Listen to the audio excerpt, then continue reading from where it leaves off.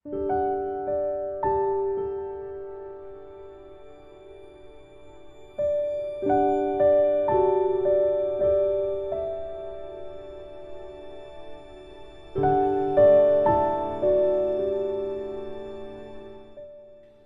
શહેરના જાડેશ્વર વિસ્તાર સ્થિત બીએપીએસ સ્વામિનારાયણ મંદિર ખાતે સરદાર પટેલ સેવાદળના સ્નેહમિલનમાં હાજરી આપવા માટે આવેલા એસપીજીના રાષ્ટ્રીય અધ્યક્ષ લાલજી પટેલે ભરૂચ સિવિલ હોસ્પિટલના કેમ્પસમાં કાર્યરત સેવાયજ્ઞ સમિતિની મુલાકાત લીધી હતી.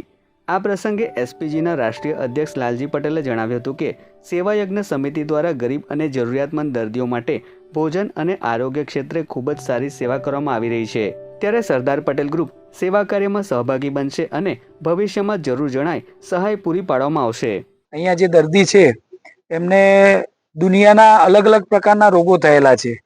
આજે સરકાર જોડે છેલ્લા ઘણા વર્ષોથી માગણી કરે છે કે સિવિલ હોસ્પિટલની અંદર કે કોઈ પણ ગુજરાતમાંથી કોઈ પણ વ્યક્તિ બીમાર હોય કે મોટી ઉંમરના હોય, વૃદ્ધ હોય, અને એવા વ્યક્તિને પણ જ્યારે રહેવા જમવાની અને આરોગ્ય બાબતની કંઈ પણ સેવાની જરૂર પડે તો મને લાગતું નથી, મેં મારા આટલા 40 વર્ષના અનુભવમાં જોયું તો આવી કોઈ સેવા મળતી નહીં હોય. એવી સેવા અહીંયા સેવા યજ્ઞ દ્વારા સમિતિ દ્વારા કરવામાં આવે છે. તો રાકેશભાઈ અને આખી ટીમને હું બિરદાવું છું અને અમારા એસપીજી વતી હું ખાતરી આપું છું જો પણ અમને સેવાનો લાભ મળશે તે અમે લાભ આપીશું. અને તમામ જ્ઞાતિ તમામ ધર્મના લોકો અહીંયા આવે છે. કોઈ ધર્મ કોઈ જ્ઞાતિ જોવામાં આવતી નથી અને સારામાં સારી સેવા જમવાની અને આરોગ્યની આપવામાં આવે છે.